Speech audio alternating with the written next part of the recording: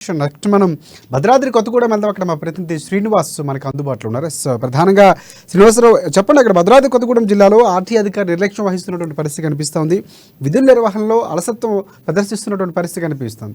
So number plate లేనివి విరివిగా తిరుగుతున్నటువంటి వాహనాలు ఉండగా పట్టించుకున్నటువంటి పరిస్థితి కనిపిస్తుంది. అలాగే ఆర్టీ ఆఫీసులో చెక్ పోస్ట్ ఉన్నప్పటికీ వాహనాలపై తగ్గినటువంటి ఫోకస్ ఎందుకు ప్రధానంగా ఇలాంటి కారణాలు ఉన్నాయి? దీనికి సంబంధించినటువంటి ఆరోపణల నేపథ్యంలో పూర్తి అప్డేట్స్ ఏంటి చెప్పండి శ్రీనివాసరావు.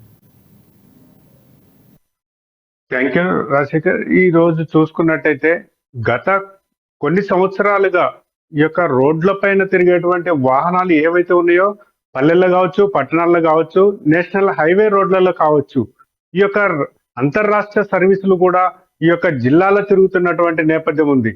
ఇటు ఒరిస్సా, ఛత్తీస్గఢ్, మధ్యప్రదేశ్, ఆంధ్రప్రదేశ్ ఈ 4 రాష్ట్రాల నుంచి కూడా మన భద్రాద్రి కొత్తగూడెం జిల్లాలోకి ఎంటర్ అయిన తర్వాత మన రాష్ట్రంలోని పలు జిల్లాలకి, తర్వాత మన రాష్ట్రం గుండా వెళ్ళేటువంటి ఇతర రాష్ట్రాలకు వెళ్ళేటువంటి వాహనాలు వస్తూ పోతూ ఉంటాయి. ఈ నేపథ్యంలోనే ఆ యొక్క వాహనాలు, భారీ వాహనాలు ఈ రోడ్ల పైన వెళ్తున్నప్పుడు నెంబర్ ప్లేట్లు వెనకాల కనిపించకుండా చేసుకోవడం, అంటే వాళ్ళంతటా వాళ్ళే కావాలని నెంబర్ కనిపిస్తే ఏదైనా ప్రమాదం జరిగినప్పుడు దొరికిపోతామేమో అన్నటువంటి ఒక దురాలోచనతో వాహనదారులు కావచ్చు, డ్రైవర్లు కావచ్చు, వాటిని నడిపేటువంటి డ్రైవర్లు కావచ్చు, ఇలాంటి దురాలోచనతో వెళ్ళడం వల్ల పలు సంఘటనలు జరిగి ప్రాణాలు కోల్పోయినటువంటి బాధితులు ఉన్నారు. ఆ యొక్క బాధితులు చనిపోవడం వల్ల ఇంటి పెద్ద దిక్కును కోల్పోయి కుటుంబాలు రోడ్డును పడినటువంటి పరిస్థితి ఉంది. ఈ నేపథ్యంలోనే రవాణా శాఖ సంబంధించినటువంటి అధికారులు ఎవరైతే ఉన్నారో వారు పూర్తి స్థాయిలో వారి యొక్క నిర్వహించట్లేదని చెప్పేసి ఈ సంఘటనలతోటి బహిర్గతమతం అవుతుంది. ఈ నేపథ్యంలోనే ఇక్కడ ఉన్నటువంటి పరిస్థితి చూసినట్టయితే ఎన్నో కుటుంబాలు ఈ యొక్క ప్రమాదాల్లో చనిపోయి తరచూ మనం చూస్తూనే ఉన్నాం. పత్రికల్లో కావచ్చు, మీడియాలో కావచ్చు, గుర్తు తెలియని వాహనం ఢీకొని యువకుడి మృతి, లేకపోతే గుర్తు తెలియని వాహనం ఢీకొని మహిళ మృతి, ఇలా సంఘటనలు మనకి ఎన్నో పునరావృతం అవుతున్నప్పటికీ కూడా ఈ యొక్క చట్టాలు ఉన్నప్పటికీ చట్టాలను అమలు చేయాల్సినటువంటి అధికారులు ఎవరైతే ఉన్నారో వారు సరైన చర్యలు తీసుకోకపోవడం వల్లనే ఇలాంటి ప్రమాదాలు జరుగుతున్నప్పుడు గుర్తు తెలియని వాహనం అని చెప్పేసి మనం చూస్తున్నటువంటి సంఘటనలు ఉన్నాయి. ఇకనైనా గతంలో జరిగినటువంటి సంఘటనలు దృష్టిలో పెట్టుకొని అధికారులు స్పందించి ఆ యొక్క ఆర్టీ చెక్ పోస్టులు కావచ్చు, ఆర్టీఓ కార్యాలయాలు కావచ్చు, ఇక్కడ సమీపంలో ఉన్నప్పటికీ హైవేలో వెళ్తున్నప్పటికీ కూడా వారు తమకేమీ పట్టనట్టుగా వ్యవహరించడం చాలా బాధాకరంగా ఉన్నదని చెప్పేసి స్థానిక ప్రజలు కూడా తెలియజేస్తున్నటువంటి పరిస్థితి ఉంది.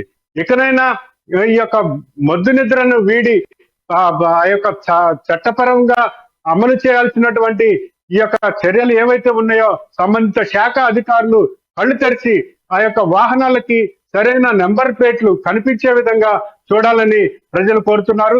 ఇదే నేపథ్యంలో ఇక్కడ గోదావరి పరివాహకం ఉంది. ఈ యొక్క గోదావరి పరివాహకం నుంచి మన రాజధాని నగరానికి హైదరాబాద్కి కావచ్చు, ఖమ్మానికి కావచ్చు, ఇతర జిల్లాలకు కావచ్చు ఇసుక రవాణా చేస్తున్నటువంటి లారీలకి ఏదో ఒక లారీకి నెంబర్ ప్లేట్ వెనకాల కనిపిస్తుంది తప్ప అది కూడా ఆ నెంబరు కరెక్ట్ గా ఉంటుందా లేకపోతే వేరే నెంబర్ వేసుకొని తోలుతున్నారా అనేది కూడా అనుమానాలకు తావిస్తోంది. ఇలాంటి నేపథ్యంలో ఇక్కడి నుంచి వందలాది వాహనాలు ఈ యొక్క మనకి సరిహద్దునున్నటువంటి 3 రాష్ట్రాలకు సంబంధించినటువంటి వాహనాలు కావచ్చు, మన రాష్ట్రంలో నిత్యం తిరిగేటువంటి వాహనాలు కావచ్చు. రైట్ శ్రీనివాస్, ప్రధానంగా అంటే నిర్లక్ష్యులు, అధికారుల యొక్క నిర్లక్ష్యాలు కావచ్చు, అధికారుల కొరత ఏమైనా కనిపిస్తూ ఉందా? సో అలాంటి నేపథ్యంలోనే కొంతవరకు కూడా పూర్తిగా చెకింగ్ చేయడంలో కానీ తనిఖీల్లో కూడా కొంతవరకు జాప్యం జరుగుతుంది అనుకోవచ్చు. అంటే ప్రధానంగా ముందు నుంచి కూడా ఆర్టీఐపై విమర్శలు వస్తున్నటువంటి పరిస్థితి కనిపిస్తుంది. ఈసారి పార్టీ మారినటువంటి పరిస్థితి కనిపిస్తూ ఉంది. సో అధికారులపై ఏమైనా చర్యలు తీసుకునే అవకాశాలు ఏమైనా ఉన్నాయంటారా? తప్పకుండా రాజశేఖర్, ఈ రోజు చూసుకున్నట్లయితే గతంలో ఉన్నటువంటి ప్రభుత్వాలు ఏవైతే ఉన్నాయో ఆ యొక్క ప్రభుత్వాల నిర్లక్ష్యం కావచ్చు, ఆ యొక్క శాఖల అధికారుల నిర్లక్ష్యం కూడా నిండుగా కనపడుతుంది అనేది కూడా పూర్తిగా మనకి అర్థమవుతుంది. ఈ యొక్క నేపథ్యంలోనే ఇప్పుడు వచ్చినటువంటి నూతన ప్రభుత్వం తగు చర్యలు చేపట్టేటువంటి అవకాశాలు కూడా ఉన్నాయి. వచ్చింది, ప్రభుత్వం ఏర్పడింది, వారం కూడా కాలేదు కాబట్టి వారు కూడా తక్షణమే చర్యలు తీసుకోవడానికి సాధ్యపడకపోవచ్చు. కంపల్సరీ ఈ యొక్క నూతనంగా ఏర్పడినటువంటి ప్రభుత్వం చర్యలు తీసుకుంటుందని ప్రజల్లో మాత్రం ఆశాభావం వ్యక్తం చేస్తున్నారు రాజశేఖర్.